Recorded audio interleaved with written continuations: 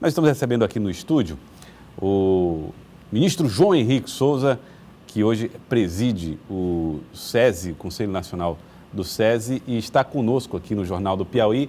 E, além de tudo, é uma pessoa bastante ligada ao presidente Michel Temer. Boa tarde, ministro. Seja bem-vindo aqui ao nosso Jornal do Piauí. Já começo perguntando a respeito dessa abordagem do Délio Rocha. O governo precisa do PSDB para aprovar a reforma da Previdência? Precisa, sim. Bom, boa tarde, Joelson, boa tarde, Edivaldo. Boa tarde. Eu acho o seguinte, essa questão da Previdência, ela é uma situação que todos sabem que se não houver alguma coisa, se alguma coisa não for feita, nós caminharemos para a situação da Grécia, que terminou por não pagar seus aposentados.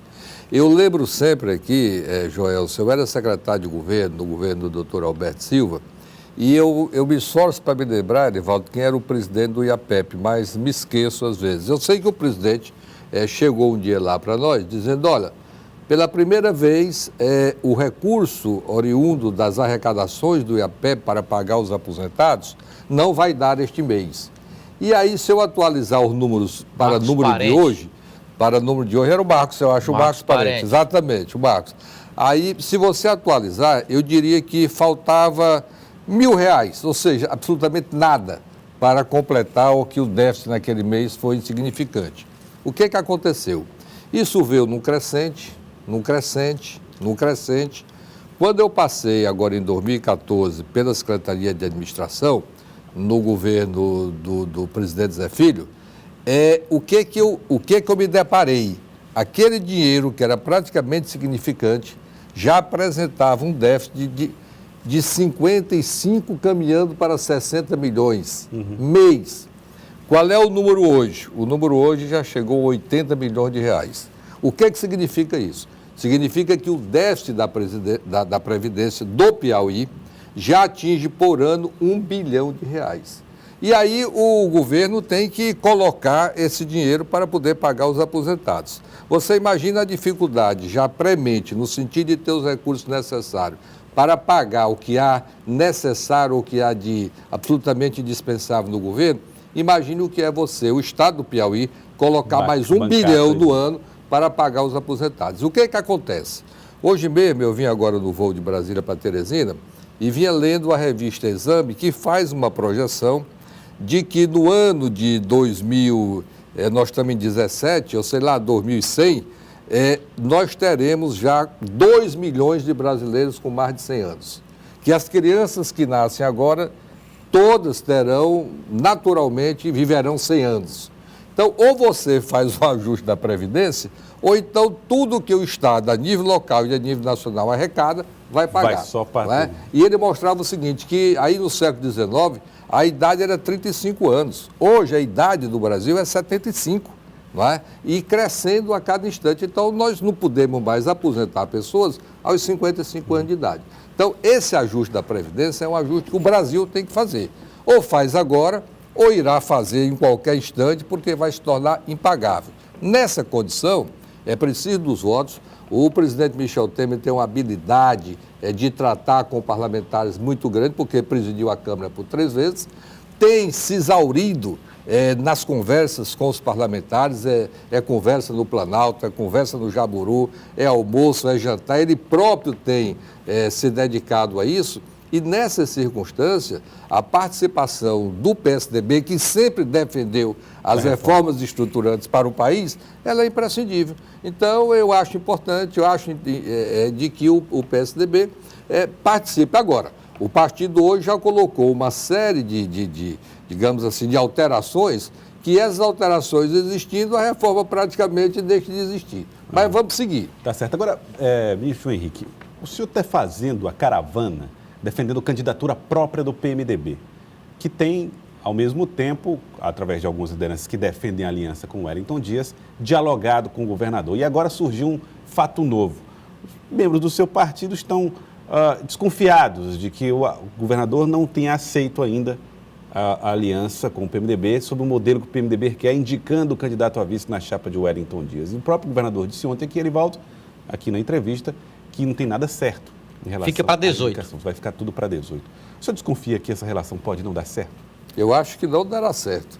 Eu vejo isso desde o primeiro instante, quando eu conversei com os meus companheiros do PMDB, ainda em janeiro, quando eu iniciei essa caravana, eu digo, olha, o cenário que eu antevejo dificilmente coloca o PMDB na chapa majoritária e muito especialmente na chapa majoritária na condição de vice. Tá? Por quê? Porque há de se reconhecer que o partido que hoje ocupa a vice, que é o PP se fortaleceu. O PP já está aí quase próximo a 50 prefeitos. Tá? Nós do PMDB temos 21 prefeitos. O PMDB, o PP, ele já está no governo com a estrutura de um cargo de senador e de um cargo de vice-governador. O senador Ciro é o braço direito do atual governador. Sem ele, sem o senador Ciro e com a facilidade que o senador tem no trânsito com o governo federal, o governo aqui estaria numa situação muito precária. Então, dentro dessa condição, o quadro não é muito favorável a nós, do PMDB, fazermos a indicação de um cargo majoritário. Apesar de que o nome que o partido indica, que é o nome do deputado Temístocles, tem todas as condições para ocupar a vice-governadoria e até mesmo a governadoria. Daí, eu comecei a defender, a partir de janeiro, que o partido tenha um candidato, que o partido vá à rua, que o partido dispute. E dentro dessa condição, quando eu fiz a minha primeira manifestação, no dia 15 de janeiro, na cidade de Piripiri, lá sob os auspícios do prefeito Luiz Menezes, para hoje, aonde eu estou praticamente no dia 9 de dezembro, concluindo essa primeira parte da caravana, esse final de semana. Amanhã eu vou estar em Picos, reunindo delegados de 23 cidades que compõem o Grande Picos. No dia seguinte, no mesmo dia, na sexta-feira, amanhã à noite, estarei em Oeiras. No dia seguinte, em Floriano. E, na semana seguinte, nós vamos fazer Gilboés e Corrente. Com isso, eu terei conversado com os 224 municípios e seus respectivos delegados. Por quê? Porque nós tínhamos uma previsão de fazermos uma convenção extraordinária em janeiro. Houve uma reunião da executiva do partido e disseram o seguinte, olha, não vamos fazer, vamos suspender e a nosso trabalho, me disse os deputados estaduais lá presentes, o nosso trabalho é levar o nome do deputado Temístocles à condição de vice. Se eventualmente alguma coisa ocorrer que isto não se concretize, nós voltaremos e conversaremos com vocês. Você não duvida que não vai haver, você não duvida a possibilidade de não haver essa aliança? Eu acho que a aliança do PMDB com o governo, indicando o candidato a vice, eu acho ela muito difícil de ocorrer. Agora, o senhor está animado com a expectativa de vitória da convenção, até mesmo no caso de um confronto entre governistas e a ala oposicionista do partido? Elivaldo, eu confesso a você que eu digo sempre o seguinte, eleição e mineração, já dizia o Magalhães Pinto, só se sabe o resultado depois da apuração. Isso é mais ou menos quando alguém chega e diz, olha, as pesquisas dão o Hélito aí como vencedor, é imbatível, ninguém ganha, isso não existe, não se ganha eleição por antecipação. Eu já vi eleições aqui ganhas, onde o candidato previamente já escolhia secretários e depois foi perdida. Então isso não existe. Eleição é disputa que começa como jogo. Você pode botar o Grêmio, que venceu ontem contra o River, mas o jogo vai começar 0-0.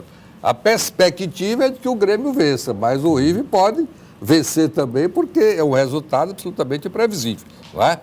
Então, dentro dessa circunstância, o que é que nós vemos hoje no interior do Estado com relação ao PMDB? É que o PMDB não tem participação absolutamente nenhuma no governo no governo atual. O PMDB, pelo contrário, na maioria das cidades, os nossos diretórios, eles são colocados à parte pela estrutura do governo.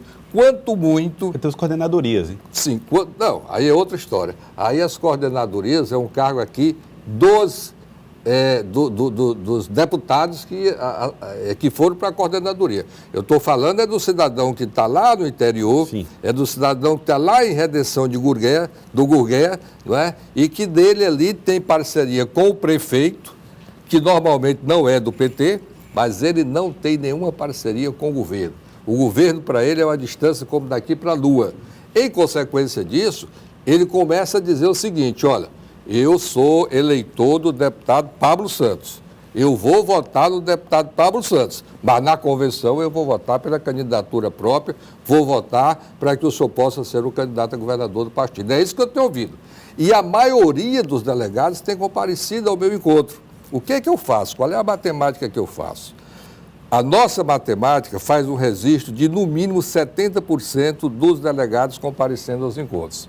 Na minha avaliação, o cidadão que não quer defender essa tese, o cidadão que não quer votar pela candidatura própria, ele nem vai. Eu soube que o Santana disse, não, eles vão porque são educados e vão atender o João Henrique. Bom, educados são, mas eu acho que o cidadão que à noite sai a 100 quilômetros de uma viagem para ir ter uma reunião comigo em São Raimundo Nonato e ainda voltar para casa, mesmo eu colocando ele à disposição uma hospedagem no hotel, ele disse, não, eu vou para casa, esse cidadão extrapola a estrutura de educação. Ele vai porque ele quer vir à convenção votar por uma candidatura própria do PMDB ao governo, que eu acredito que haverá. Como é que o senhor viu aquele estremecimento na relação entre Firmino Filho e o presidente da Assembleia Legislativa, Temístocles Filho, que fez com que o prefeito até considerasse a possibilidade de uma candidatura dele ao governo do Estado? Olha, eu acho que esses estremecimentos, vamos dizer, de natureza política, teoricamente não deveriam ocorrer. Por quê? Porque, afinal de contas, você fez uma parceria e, ao fazer essa parceria, você faz, pelo menos, para dentro da estrutura de um mandato. Então, não deveriam ocorrer, na teoria. Na prática, eles ocorrem, por um motivo ou por outro. Eu não vou entrar no mérito de quem teve o motivo para haver ou não a discordância. O fato político é que houve. E daí, o prefeito, e isso tudo tem consequências naturais, o prefeito rompeu com o PMDB municipal, que é coordenado pelo deputado Temístocles. Mas só o tempo dirá o que vai resultar deste fato. Mas o senhor conversou com o prefeito Firmino Filho pós-rompimento com o PMDB daqui. Essa conversa ela pode ter consequências para 2018? Olha, eu acho o seguinte, eu conversei com o prefeito, até porque desde que fui secretário de governo da prefeitura, que eu acompanho um pleito da prefeitura junto à Eletrobras, que é um crédito que a prefeitura discute, tem direito de receber por conta ainda da venda da Cepisa. Em consequência disso, sempre eu sou ouvido para dizer, olha, o contrato foi assim. Por quê? Porque passei a ter muito conhecimento a respeito desse assunto.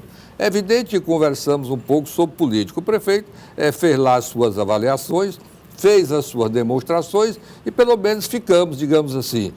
E eu sou sempre um conciliador, eu procuro pontos que possam existir de conciliação, abrimos pelo menos a expectativa de termos uma conversa sempre que possível for para tratarmos de política. Tá certo. Eu queria agradecer ao ministro João Henrique Souza, muito obrigado pela sua participação aqui no Jornal do Piauí, um ministro que segue em caravana, que está discutindo o Piauí através do PMDB, através da Fundação Ulisses Guimarães, mas que também defendendo a tese da candidatura própria para 18. Muito obrigado pela participação. Eu agradeço imensamente a vocês e agradeço a todos que estiveram nos vendo e ouvindo agora. Muito obrigado.